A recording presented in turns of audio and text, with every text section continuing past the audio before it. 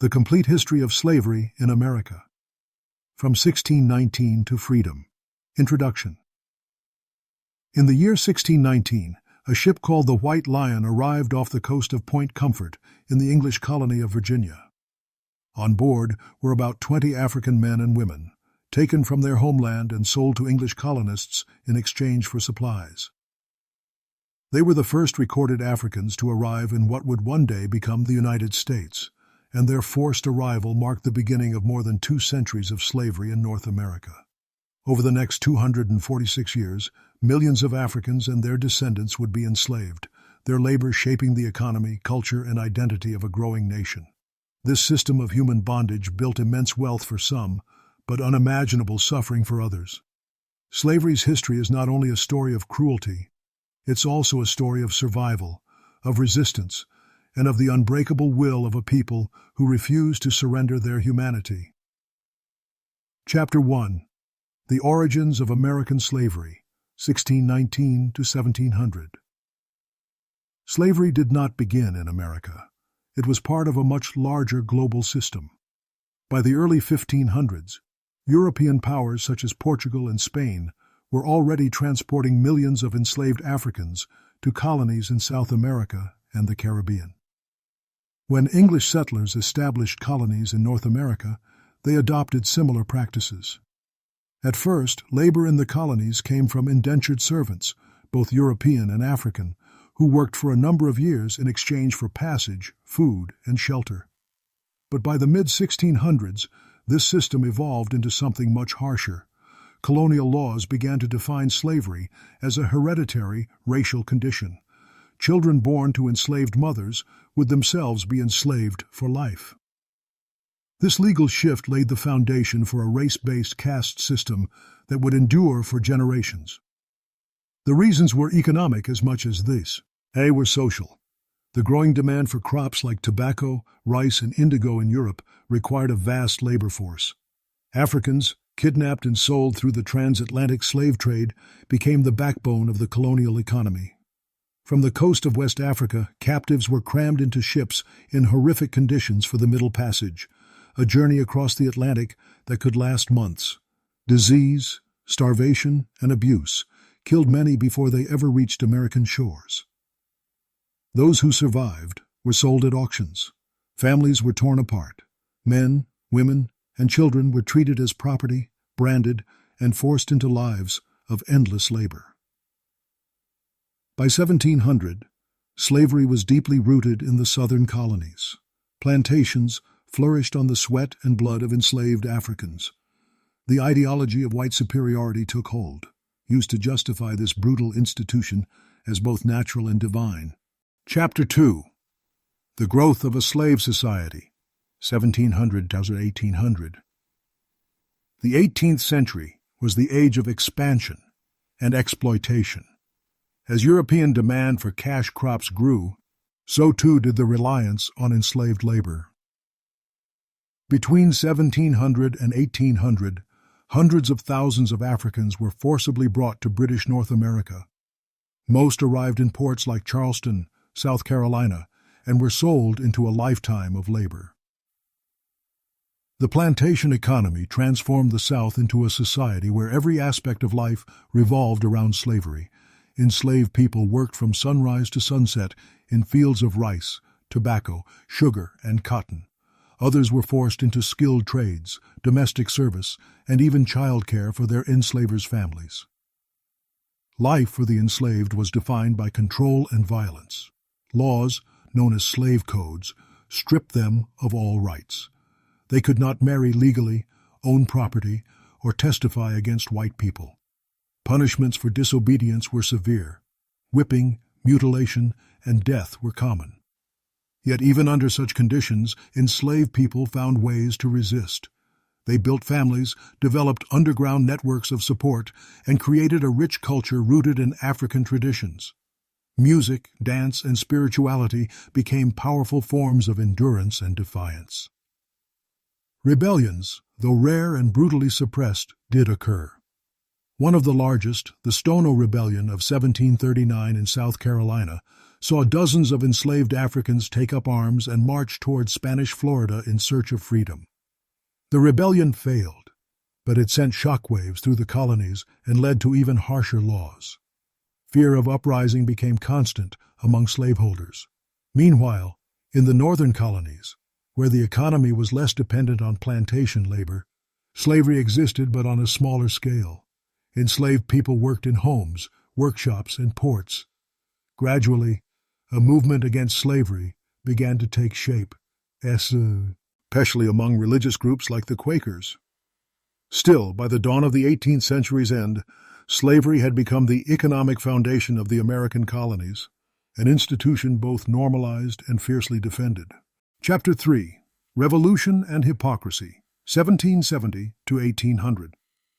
When the American Revolution erupted in 1775, the colonies declared their independence from Britain under the ideals of liberty and equality. The Declaration of Independence, written by Thomas Jefferson, boldly stated that all men are created equal. But this promise of equality did not extend to the nearly 500,000 enslaved Africans living in the colonies. Many saw the contradiction. How could a nation fight for freedom while denying it to so many within its borders? Some northern leaders began to question the morality of slavery, while others, especially in the South, justified it as essential to their way of life.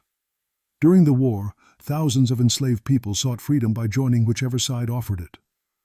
The British, seeking to weaken the revolution, promised liberty to those who escaped and joined their cause. An estimated 20,000 enslaved Africans did just that. In the new United States, however, slavery remained deeply entrenched. The U.S. Constitution, 1787, avoided the word slavery, yet protected the practice through compromises that counted enslaved people as 3/5 of a person for representation and delayed any ban on the slave trade until 1808. Northern states began gradual emancipation. Pennsylvania in 1780, Massachusetts by 1783, while the South expanded slavery's reach westward. The Revolution had unleashed the language of liberty, but the reality was still bondage. The ideals that birthed a new nation would also ignite future generations to demand true freedom. Chapter 4. The Cotton Kingdom and the Deep South. In 1793, Eli Whitney invented the cotton gin, a machine that could clean cotton faster than ever before. This invention transformed the American South. Cotton production soared, and so did the demand for enslaved labor. What was once a declining institution now exploded in scale. Plantations spread from the Atlantic coast into Alabama, Mississippi, and Louisiana. Cotton became the most profitable crop in the world, and the United States became its largest producer. The price of cotton determined the fate of millions of people. Enslaved men and women were sold across state lines in what became known as the domestic slave trade. Families were ripped apart and shipped by the thousands to the Deep South, where the labor was backbreaking and conditions brutal. By 1860, nearly 4 million people were enslaved in the United States, 1 out of every 3 Southerners. The daily life of an enslaved person was marked by unrelenting work, deprivation, and violence. Overseers drove them from sunrise to sunset, and even small acts of resistance could be met with severe punishment. Yet, amid this brutality, enslaved communities developed their own forms of life and identity. Music, particularly spirituals, became a coded language of hope and resistance. Songs like Wade in the Water and Swing Low, Sweet Chariot contained hidden messages for escape. Education was forbidden, but many secretly learned to read and write. Religion, often adapted from Christianity, offered strength and solidarity. As abolitionist movements gained momentum in the North, figures like Frederick Douglass, Harriet Tubman, and Sojourner Truth rose to prominence. Newspapers like The Liberator, founded by William Lloyd Garrison, spread the call for emancipation. The Underground Railroad, a secret network of safe houses and guides, helped thousands flee to the North and Canada.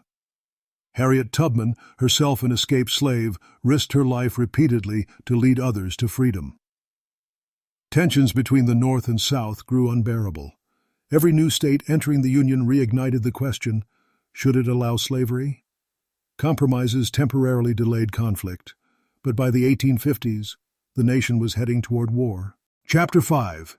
The Civil War and Emancipation. In 1860, Abraham Lincoln was elected president. His victory, seen by the South as a threat to slavery, led to the secession of 11 Southern states. They formed the Confederate States of America, sparking the Civil War in 1861. At first, the war was fought to preserve the Union, not to end slavery. But as the conflict dragged on, the two issues became inseparable. Enslaved people themselves forced the issue. Thousands fled to Union lines, offering their labor and urging freedom in exchange. Their defiance changed the course of the war. In 1863, Lincoln issued the Emancipation Proclamation, declaring enslaved people in Confederate-held territory to be free.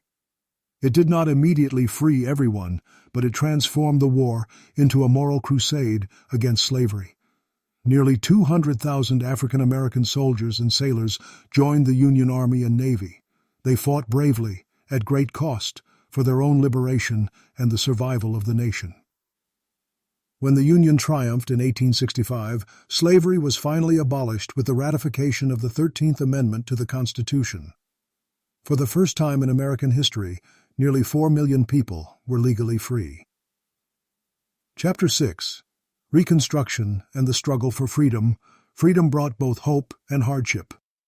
After emancipation, formerly enslaved people sought to reunite families, acquire land, and build new lives. The federal government established the Freedmen's Bureau, which helped provide food, education, and legal assistance. Thousands of schools were founded, and literacy rates rose rapidly among the newly freed population. The 14th and 15th Amendments guaranteed citizenship and voting rights to black men. For a brief period, African Americans held political office, from local councils to the U.S. Congress. But the progress of Reconstruction faced fierce backlash. Many white Southerners could not accept a society in which black people were free and equal. Violent groups like the Ku Klux Klan emerged, using terror, lynching, and intimidation to suppress black voters and restore white dominance. By 1877, federal troops withdrew from the South, effectively ending Reconstruction. Southern states passed Jim Crow laws, enforcing segregation and denying civil rights. The promises of freedom were betrayed, replaced by a new system of racial oppression that would last nearly a century. Chapter 7. The Legacy of Slavery. Though slavery ended in law, its legacy endured. Many freed people were forced into sharecropping, a system that kept them in poverty and debt. In the late 19th and early 20th centuries, millions of African Americans fled the South in the Great Migration, seeking opportunity in northern cities. Their movement reshaped American culture, influencing music, art, and politics, and laid the groundwork for the civil rights movement of the 1950s and 60s. Leaders like Martin Luther King Jr., Rosa Parks, and Malcolm X carried forward the struggle for justice and equality, a struggle rooted in the centuries-long fight against slavery. Today, the shadow of slavery still lingers in economic inequality, systemic racism, and social divides. But so too does its counterforce, the enduring strength, creativity, and resilience of those who survived it. Conclusion. The history of slavery in America is not just a story of suffering. It is a story of endurance, of people who turned pain into power and oppression into resistance. For over 2 centuries, enslaved Africans and their descendants fought to preserve their dignity, their culture, and their faith in a better future. Their legacy is the heartbeat of America, a reminder that freedom, once denied, must be constantly defended and renewed. From the holds of slave ships to the battlefields of the Civil War, from the plantations to the streets of the Civil Rights era, their struggle became the nation's conscience. The story of slavery is not only the story of the past, it is the foundation upon which the future must be understood.